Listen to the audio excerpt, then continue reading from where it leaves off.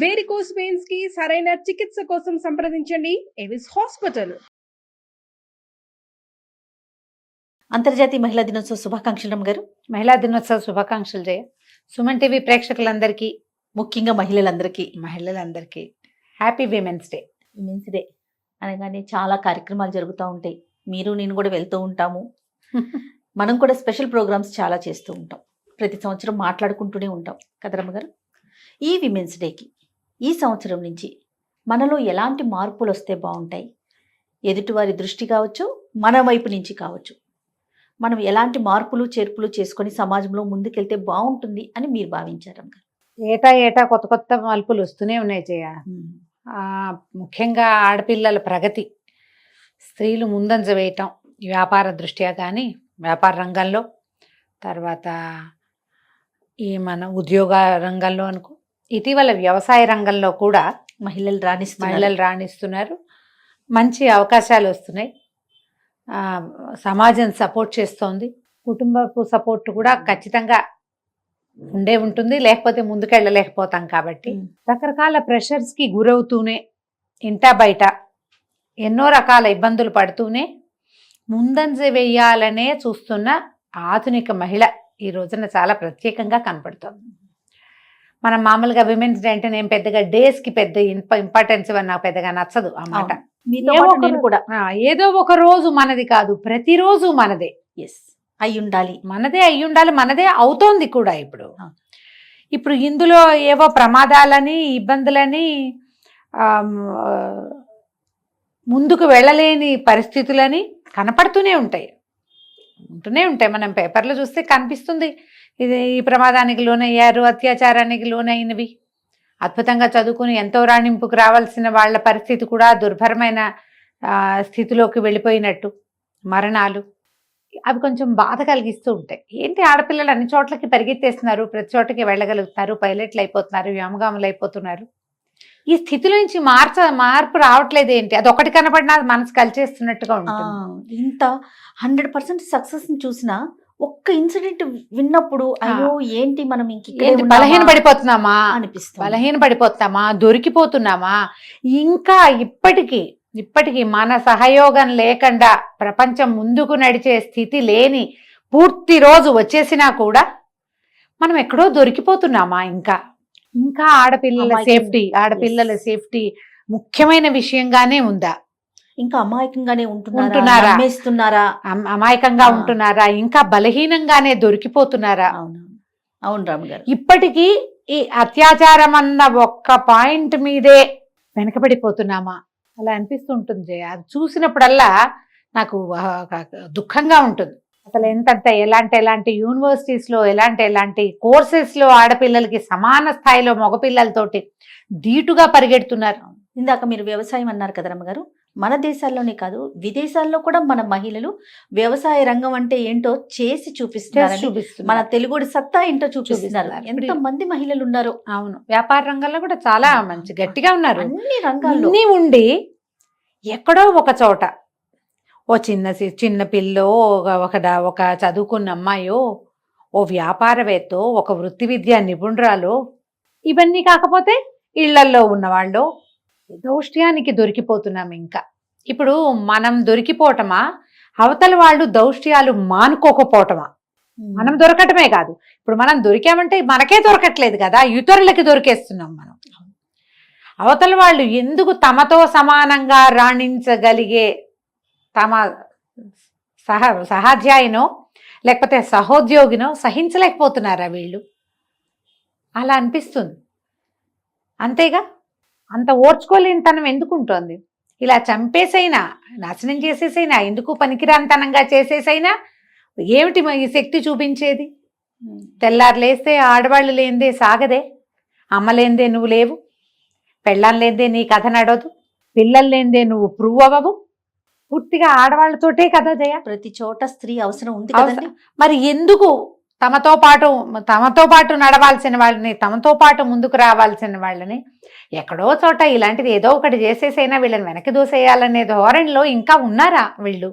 వాళ్ళకి నేర్పాలేమో అనిపిస్తుంది జయ నాకు. మన మగపిల్లలకి, మన ఇంట్లో ఉన్న అబ్బాయిలకి మనతో పనిచేసే వాళ్ళకి, మన సబార్డినేట్స్కి, నీతో పాటు ఉన్న స్త్రీని నీతో సమానంగా నువ్వు ఎంత గౌరవం, ఎంత మర్యాద, ఎంత విలువ కావాలనుకుంటావో అదే మర్యాద, అదే గౌరవం, అదే విలువ నీతో పాటు ఉన్న స్త్రీలకి ఇవ్వటం నేర్చుకో అని చెప్పాలి. అది ప్రతి అడుగడుగున ప్రతి చోట, ఒక ఉద్యోగంలోనే కాదు, ఒక ఇంట్లోనే కాదు, ప్రతి చోట ఎక్కడ ఏ పాత్రలో ఉన్నా ఆ స్త్రీకి సరైన గౌరవం ఇవ్వాలి. మీరు ఏది కోరుకుంటున్నారో తను కూడా అదే కోరుకుంటుంది, అదే కోరుకుంటారు. కానీ చాలా మంచి వ్యాలిడ్ పాయింట్ రమ్మగారు. అది ఎందుకు మనకు అక్కర్లేదు, ఇది మనకు అవసరం లేదు అని మానేసేందుకు. ఇది మనం 100 ఏళ్ల వెనకబడి లేం కదా. అవును, లేము. ప్రతి పోటీ పరీక్షలోనూ ఆడపిల్లలు తమ పూర్తి శక్తియుక్తులు ప్రదర్శిస్తూ ఉంటే, ప్రతి చోట వాళ్ళ వంతు వాళ్ళ గ్రాప్ చేసేసుకుంటూ ఉంటే మీరు ఎందుకు వాళ్ళతో పాటు ముందుకెళ్ళరు? వాళ్ళని మీతో పాటు ఎందుకు ముందుకు తీసుకెళ్ళరు? ఎందుకు గౌరవించరు? ఈ గౌరవం మనం అడిగితే రాదు జయ, నేర్పితే వస్తుంది. 100% నేర్పాలి ప్రతి తల్లి. ఈ ఉమెన్స్ డే రోజున మనం చేయవలసింది ఏంటంటే, ఏడుస్తుంటే ఆడపిల్లలాగా ఏడుస్తున్నావు లాంటి మాటలు అనకండి. ఆడదానిలాగా చేతకాంతనంగా ఉన్నావు అనద్దు. ఆడాళ్ళు చేతకాని వాళ్ళు కాదు. ఆ చేతకాని వాళ్ళైతే నువ్వు ఎట్లా పుట్టావు? నువ్వు ఒక ఆడది చచ్చితేనే బతికేవు, పుట్టేవు నువ్వు. లేకపోతే నువ్వైతే చచ్చి బతకలేదు కదా. అంతేగా, నువ్వైతే కాదు. ఒక ఆడది చస్తేనే ఒక శిశు జననం జరుగుతుంది. చచ్చినంత పని అయితేనే. నీకు మందు ఇదివరకటి లేవు, మందులు లేవు, మాకులు లేవమ్మా. ఇప్పుడు హాస్పిటల్స్ వచ్చినాయి, అడుగడుగున మందులు వచ్చినాయి, ఫోలిక్ యాసిడ్ వచ్చింది, కాల్షియం వచ్చింది, ఐరన్ వచ్చింది, బాగానే ఉంది. నొప్పి అది ఉందా లేదా? ఉంది కదా. బరువు అది ఉంది. 9 నెలలు ఇంత సమయం అది ఉంది. ఉన్నప్పుడు దానికి తగిన గౌరవం నువ్వెందుకు ఇవ్వవు? నువ్వు ఇవ్వట్లేదంటే నువ్వు నీ పుటక్కే గౌరవం ఇవ్వటం లేదు కదా. దాన్ని గౌరవించడం మనతోటి ఉన్న మగవాళ్ళకి నేర్పాలి. మీరు విమెన్స్ డే సెలబ్రేషన్ అంటే మనమే 10 మంది కలిసి మనమే మాట్లాడుకుని మనమే జై కొట్టుకుంటేనా? కాదు. మన ఇంట్లో ఉన్న పిల్లలకి మంచి మాట చెప్పండి. మీరు అత్తగారులు అయినప్పుడు, నాయనమ్మలు, అమ్మమ్మలు అయినప్పుడు, ఒక పక్కింటి వాళ్ళ అమ్మాయి గురించి మాట్లాడేటప్పుడు మనలాంటి ఆడపుట్టుకని తేలిక చెయ్యొద్దు. ఆ చులకన భావం మన దగ్గర పోగొట్టుకోవాలి. మనం దానికి వెయిట్ ఇవ్వాలి. నేను చిన్న వీడియోలు చూస్తాను జయ, అప్పుడప్పుడు కొన్ని భలే నచ్చుతాయి నాకు. అందులో ఒకటి ఇప్పుడు చెప్తా చూడు. ఒక కోడలు ఏదో తుడుస్తూ ఉంటుంది. అత్తగారు అడుగుతుంది, క్యా కర్ రేవు బయట అని. సాఫ్ కర్ రేవు మార్చి అంటుంది. అజా ఇదరా అని పిలుస్తుంది. అత్త కోడలు పక్క పక్కన కూర్చుంటారు. తేరా మాయికా నయ్యే, మేరా మాయికా నే, హమ్ క్యూ కరే అంటుంది. తో కౌన్ కర్తా హై అని అడుగుతుంది కోడలు. అడిగితే జిస్కా మాయికా హై ఓ కరేగా, హమ్ క్యూ కరేగా అంటే. అత్తగారు చేయదు, కోడలు చేయదు, వాళ్ళ అమ్మాయిలు వాడే తుడుచుకుంటాడు, మానుకుంటాడు. లేకపోతే తల్లులు, అత్తగారులు ఇలా మాట్లాడగలిగే రోజు వస్తే మనం హ్యాపీ విమెన్స్ డే చెప్పుకోవచ్చు. Super concept. మీరు గనక ఒక అత్తగారైతే, మీరు అమ్మగా ఉంటే మీ పిల్లల్ని ముందుకు తీసుకెళ్తారు. మీరు అత్తగారైనప్పుడు మీ కోడల్ని ముందుకు తీసుకెళ్ళండి. ఆ రోజు హ్యాపీ విమెన్స్ డే అవుతుంది. మీరు ఒక సంస్థలో పెద్ద పోస్ట్లో ఉంటే మీ కింద ఉన్న ఆడపిల్లలు మీలాగానే తలెత్తుకుని ఉండగలిగే స్థితి కల్పించండి. అప్పుడు హ్యాపీ విమెన్స్ డే. మీరు ఒక కాలేజీ ప్రిన్సిపల్ గానో, ఒక స్కూల్కి హెడ్ మిస్ట్రెస్ గానో ఉండి చాలా మంది ఆడపిల్లల్ని మీరు చదివించేటప్పుడు ఆడపిల్లలు ఒద్దిగ్గా ఉండాలి కాదు చెప్పాల్సింది, మగపిల్లల్ని లైన్లో ఉంచాలని నేర్పించండి. అప్పుడు హ్యాపీ విమెన్స్ డే. అప్పుడు కదా జరిగేది. ప్రతి వాళ్ళు ఒద్దిగ్గానే ఉండాలమ్మా. ఆడకైనా మగకైనా ఒద్దిక అవసరమే. వీళ్ళని మాత్రమే లైన్లో పెట్టి వాళ్ళని వదిలేస్తామంటే అచ్చుపోసి అట్లా కుదరదుగా. వీళ్ళు లైన్లో ఉండాలంటే ఆ లైన్కి గీతల్లో నుంచోటం వాళ్ళకు కూడా రావాలి.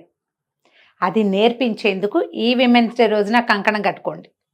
మీ ఇంట్లో నుంచే స్టార్ట్ చేయండి. మీరున్న సంస్థల్లోనే మొదలు పెట్టండి.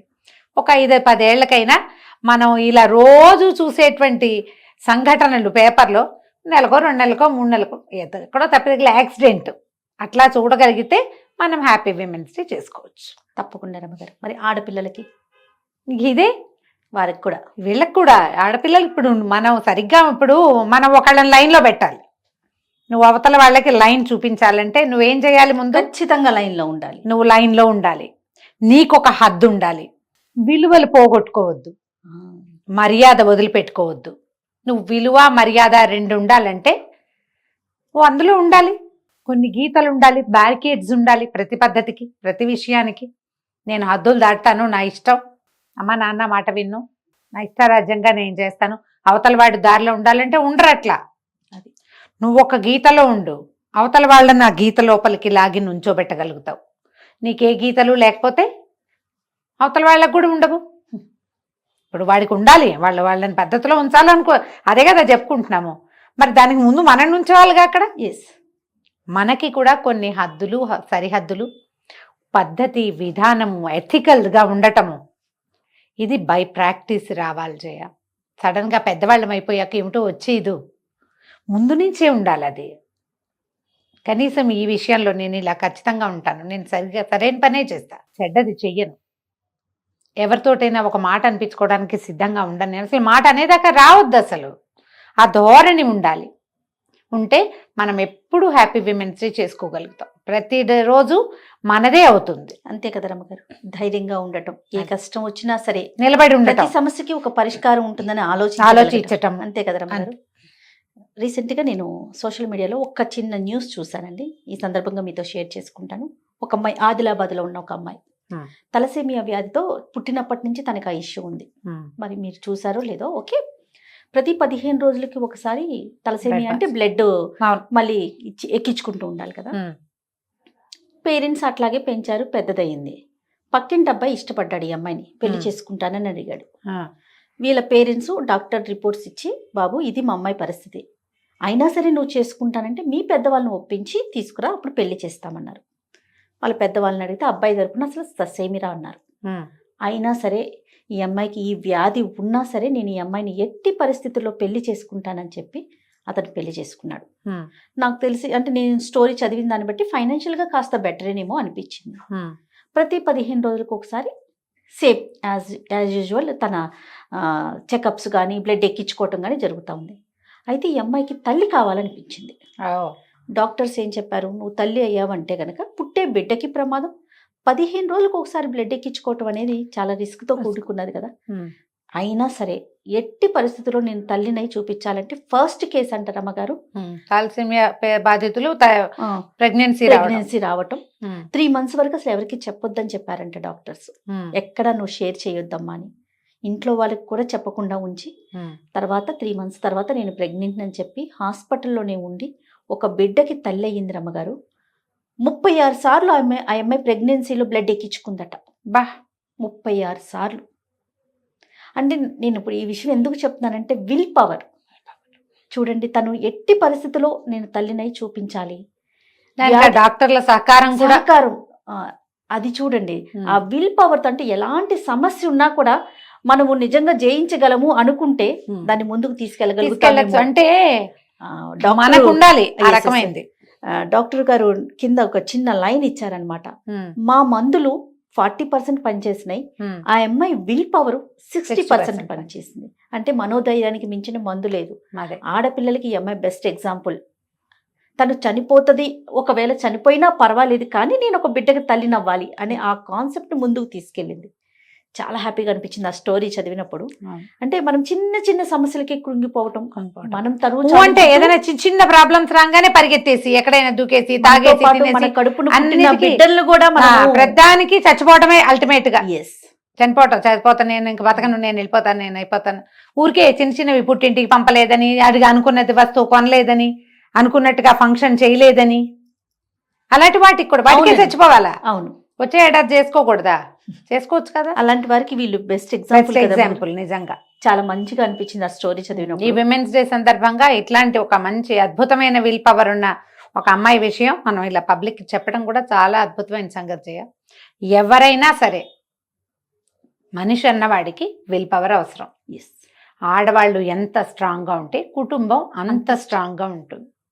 ఫ్యామిలీ స్ట్రాంగ్గా ఉంటే సొసైటీ స్ట్రెంగ్థెన్ అవుతుంది. గుడ్ సొసైటీ వల్లే భారతదేశం బాగుపడుతుంది. అంతే రమ్మగారు. దేశాన్ని ముందుకు తీసుకెళ్ళడానికి ఆడపిల్లలు తమ యొక్క విల్ పవర్ తోటి దీన్ని ముందుకు తీసుకెళ్ళాలి. రైట్. నమస్తే రమ్మగారు. నమస్తే జయ.